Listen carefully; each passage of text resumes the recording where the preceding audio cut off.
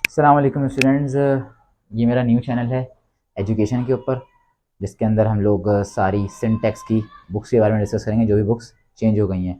बाकी फर्दरली आगे जो भी बुक्स चेंज होते जाएंगे इंशाल्लाह। अभी हम लोग 9, 10 और फर्स्ट ईयर के ऊपर फोकस करेंगे। जो भी बुक्स चेंज होते जा रही हैं इंशाल्लाह उसका मटेरियल हाथ के हाथ इस चैनल के ऊपर डालते जाएंगे। और सबसे अच्छी चीज़ जो ये है वो आपको हर वीडियो के साथ या तो चैप्टर की पीडीएफ मिल जाएगी, ठीक है, यानी काम ऑलरेडी हुआ हुआ मिला हुआ होगा, ठीक है।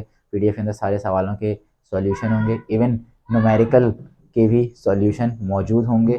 इससे क्या फ़ायदा होगा? इससे ये होगा कि भाई आपको कोई भी सॉल्यूशन चाहिए वो ऑलरेडी लेक्चर के साथ वो उस पीडीएफ में मौजूद होगा। अगर आप वो पीडीएफ अपने मोबाइल में खोल लेते हैं, प्लस ये है कि अगर लेक्चर साथ लेते रहते हैं तो ये है कि आपको बहुत आसानी हो जाएगी सॉल्व करने में, और इवन आप उस पीडीएफ को आराम से प्रिंट भी करवा सकते हैं। अब सबसे पहले हमारा जो सब्जेक्ट है जिसको हम लोग पढ़ने वाले हैं वो है फिजिक्स, ठीक है। हम लोग पढ़ रहे हैं क्लास 10 की फिजिक्स, जिसका एक ओवरव्यू दे देते हैं आपको कि इसका टाइटल पेज किस तरीके से, ये इसका टाइटल पेज है, ठीक है। इंशाल्लाह हम लोग इसको फर्दरली पढ़ेंगे पूरे सेशन में, और सारी जितनी भी कन्फ्यूजन वगैरह होंगी वो आप लोगों की दूर करेंगे। सबसे पहले जो ना हमारा पढ़ने का तरीक़ेकार क्या होगा ये डिस्कस कर लेते हैं। हमारा पढ़ने का तरीक़ेकार ये होगा कि हम लोग सबसे पहले कॉन्सेप्ट हायरार्की पढ़ा करेंगे हर चैप्टर के स्टार्ट में। कॉन्सेप्ट हायरार्की से क्या फ़ायदा होगा आप लोगों को कि सारा जो टॉपिक आप लोग पढ़ने वाले हो, ठीक है, उसका आइडिया हो जाएगा, सारे टॉपिक्स का आइडिया हो जाएगा पहले ही जो पढ़ने वाले, और जो इंपॉर्टेंट टॉपिक होंगे वो इंशाल्लाह आपको पता चल जाएंगे। सबसे पहले आज के टॉपिक में जो हम लोग पढ़ने वाले हैं वो है ट्रांसवर्स वेव, और वेव्स के ऊपर जितने भी टॉपिक है यानी वेव्स के ऊपर जितनी भी स्टडी है वो सबको हम लोग पढ़ने वाले हैं स्टार्टिंग में जो भी इसकी डिस्क्रिप्शन है वो चैप्टर के लिहाज से हम लोग पढ़ेंगे। और चैप्टर का जो नाम है हमारे पास है जर्नल वेव प्रॉपर्टी। सबसे पहले जो हम लोग तरीकेकार होगा कॉन्सेप्ट हायरार्की का होगा। अच्छा, हम लोग टॉपिक वाइज पढ़ेंगे। जैसे ये हायरार्की बनाने से फ़ायदा क्या है? हायरार्की बनाने से फ़ायदा ये है कि हम लोगों के पास टॉपिक्स ऑलरेडी डिसाइड हो जाएंगे, भाई टॉपिक्स क्या क्या हैं। जैसे यहाँ पे बता ट्रांसफर वेव मेन टॉपिक है। ट्रांसफर वेव के अंदर रोप वेव है, वाटर वेव है, ठीक है। मैकेनिकल वेव्स है वो फर्दरली दो चीजों में डिवाइड हो रहा है, ठीक है, प्रॉपर्टीज ऑफ वेव और कैरेक्टरिस्टिक्स ऑफ वेव्स, ठीक है। फिर प्रॉपर्टीज इसमें डिवाइड हो रहा है, रिफ्लेक्शन, रिफ्रैक्शन, डायफ्रैक्शन, इंटरफेरेंस, ठीक है। इस तरीके से कैरेक्टरिस्टिक्स इसमें डिवाइड हो रहा है, wave length, wave velocity, frequency, period, amplitude, ठीक है। इसी तरीके से आगे ये फर्दरली डिवाइड हो रहा है सिंपल हार्मोनिक मोशन में, और आगे वो लास्ट में डिवाइड हो रहा है लॉन्गिट्यूडनल वेव्स, साउंड वेव्स के अंदर हो रहा है, और कंप्रेशनल वेव्स के अंदर हो रहा है। अब ये हमारे पूरे चैप्टर के टॉपिक है समझ में, ठीक है। तो इस कॉन्सेप्ट हायरार्की से सबसे पहले ये आइडिया हो जाएगा कि आप लोगों को भाई हम लोग इस चैप्टर के अंदर कौन कौन से टॉपिक्स पढ़ने वाले हैं। तो कॉन्सेप्ट हायरार्की का हमारे पास ये फायदा है, ठीक है।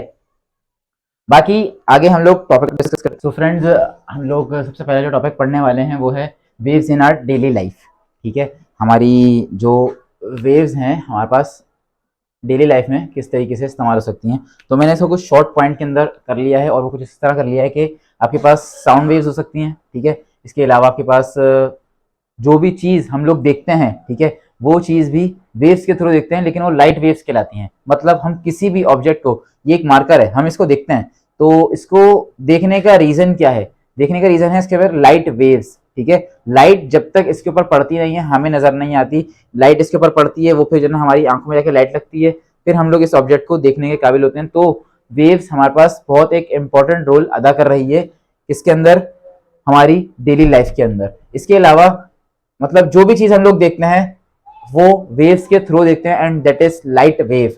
थर्ड थिंग जो हमारे पास ट्रेवल इन वाटर, हमारे पास वेव्स कहाँ कहाँ ट्रैवल कर सकती है। हमारे पास एयर में भी ट्रैवल कर सकती है, वाटर में भी ट्रैवल कर सकती है, किस तरह ट्रैवल करती है, क्या करती है, ये हम लोग आगे के टॉपिक में पढ़ेंगे। अच्छा, इसके बाद वाला टॉपिक है हमारे पास waves and nature of waves. Waves और उसकी नेचर क्या होती है वेव्स की, ठीक है। अच्छा, आप बोल रहे हैं कि भाई वेव क्या है? एक ऐसा मेथड जो एक पॉइंट से दूसरे पॉइंट तक एनर्जी को ट्रांसफर कर दे विदाउट ट्रांसफरिंग अ मैटर, एक मैटर को ट्रांसफर किए बगैर।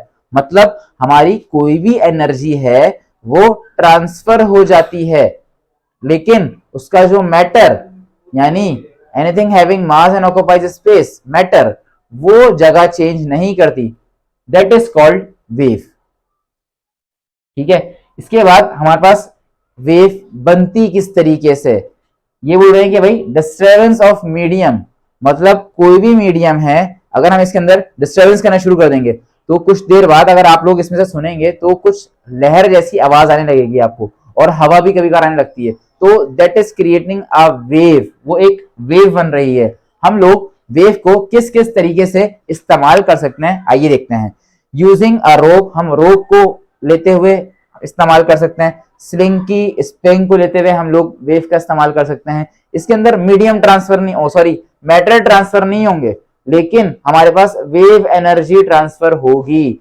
थर्ड थिंग है water wave in ripple tank. ये तीनों टॉपिक हम आगे डिस्कस करते हैं। अच्छा, तो हम लोग वेव मोशन को पढ़ रहे हैं बाय यूजिंग रोप। रोप को लेते हुए हम लोग वेव्स को किस तरीके से स्टडी कर सकते हैं। हम लोग ने एक रोप लिया यानी रस्सी, ठीक है, उसको हमने दीवार से अटैच कर दिया इस तरीके से। इसको वॉल लिया हुआ है इन्होंने, क्या लिया हुआ है, वॉल। ये हमारे पास क्या हो गई, वॉल हो गई, ठीक है, वॉल से लिया हुआ है, और इस वॉल से हमने रोप को अटैच कर दिया, और यहाँ पे दूसरी तरफ एक हाथ है, ठीक है, और वो हाथ हमारे पास क्या करता है, वो अप एंड डाउन मूव करता है, ठीक है। ये अप एंड डाउन जो मूवमेंट है ये इसके अंदर वेव क्रिएट करेगी, एंड वो जो वेव है वो ऑक्सीलेशन कहलाती है, ऑसिलेशन कहलाती है, ठीक है। वो वेव हमारे पास ऑसिलेशन कहलाती है। उसके बाद जो वेव अब ट्रांसफर हो रही है, मतलब यहाँ से हमारे पास वेव क्रिएट होके जाएगी जाएगी जाएगी, और यहाँ पर आके एंड एक पूरी वेव बनती जाएगी, जब तक हम लोग up and down back and fourth movement करते रहेंगे, ठीक है। तो ये हमारे पास एक रोप की एग्जांपल है। अच्छा, ये स्लिंकी स्प्रिंग कहलाता है, स्लिंकी स्प्रिंग। हमारे पास स्लिंकी स्प्रिंग को लेते हुए हम लोग दो एक्सपेरिमेंट परफॉर्म कर सकते हैं। एक आपके सामने बना हुआ है, ठीक है, एक और हम लोग हाथ के हाथ बनाएंगे, ठीक है।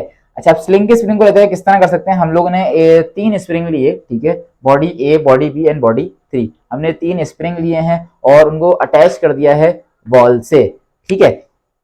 अब क्या है हमारे पास, हम लोगों ने वही, हमारे पास हाथ है, ठीक है, और हम लोग उसको यूं अप मूव करते हैं। जब अप मूव करते हैं तो कुछ इस तरीके से हमारी स्प्रिंग की शेप आएगी, ठीक है, और फिर जब नीचे लेके जाते हैं तो डाउन में कुछ अप से हल्का सा फिर डाउन हो जाएगा, ठीक है, और हल्का सा फिर उठने लगेगा, ठीक है। ये हमारी बॉडी भी हो जाएगी। फिर इसी तरीके से हम लोग जब कंटिन्यूअस फॉर्म में आ जाएंगे तो हमारे पास इस तरीके से कुछ करके वेव बनने लग जाएगी, ठीक है। एक तो ये हो गया। अब इन स्प्रिंग के अंदर सर किस तरीके से वेव बन रही है। अब ये जो स्प्रिंग होती हैं ये स्ट्रेचेबल होती हैं, आपको पता है, ठीक है, स्ट्रेच कर सकते हैं हम लोग। जब आप कोई भी चीज स्ट्रेच कर सकते हो, जब उसको वापस छोड़ते हो, तो आप सुनिएगा उसमें से गौर से एक आवाज आती है, अजीब सी एक आवाज आती है, ठीक है, and that is creating a wave, वो एक वेव क्रिएट हो रही है हमारे पास, ठीक है। इसी तरीके से हम इसका एक दूसरा एक्सपेरिमेंट भी परफॉर्म कर सकते हैं, और वो किस तरीके से कर सकते हैं कि अगर हम इस ही स्प्रिंग को, ठीक है, कुछ डिफरेंट फॉर्म के अंदर लेके आ जाएं, और वो कैसे हो सकता है, वो इस तरीके से हो सकता है। अगर हम इस स्प्रिंग को यहाँ पे, ये स्प्रिंग बन गई, फिर ये आ गया, ठीक है, फिर ये स्प्रिंग का कुछ आ गया हिस्सा, और फिर उसके बाद ये आ गया, फिर उसके बाद ये आ गया, ठीक है, फिर कुछ खुला आया है, ठीक है, और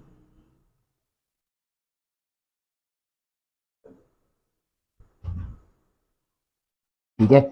ये तीन हमने वही जो स्लिंग के स्प्रिंग थे उनका इस्तेमाल करते हुए हम लोगों ने बनाया। अब इसके अंदर हो क्या रहा है, हम लोग स्प्रिंग को लेते हैं और हल्का सा उसको स्ट्रेच करते हैं, तो हमारे पास दो किस्म के एक रीजन बन जाते हैं। एक हमारे पास कंप्रेस रीजन बन जाता है और एक ओपन रीजन बन जाता है, मतलब जो कि स्ट्रेच हुआ हुआ रीजन होगा, ठीक है, और एक कंप्रेस रीजन बन जाता है, ठीक है। ये हमारे पास कंप्रेस हिस्सा होगा, जितना भी हमारे पास दबा होगा ये कंप्रेस है, ये कंप्रेस है, ये कंप्रेस है, और ये हमारे पास स्ट्रेच रीजन होगा जहां से हमने स्प्रिंग को खींचा है। मतलब हम लोग स्प्रिंग को खींच रहे हैं वन साइड से, लेकिन वो डिफरेंट डिफरेंट जहां से वो लूज होता जाएगा वो वहां से खींचता जाएगा, ठीक है। तो अब क्या है, इसको जब हम लोग वापस छोड़ते हैं, ठीक है, तो ये स्प्रिंग तो अपनी जगह पे आ जाएगा, मीडियम कहीं मूव नहीं हुआ, लेकिन उसके अंदर एक वेव क्रिएट होगी, ठीक है, जो कि दीवार से टकरा के फिर वापस आएगी, ठीक है, वो वेव क्रिएट होगी और ये बॉडी अपनी जगह पर आ जाएगी और बॉडी की कोई मूवमेंट नहीं होगी,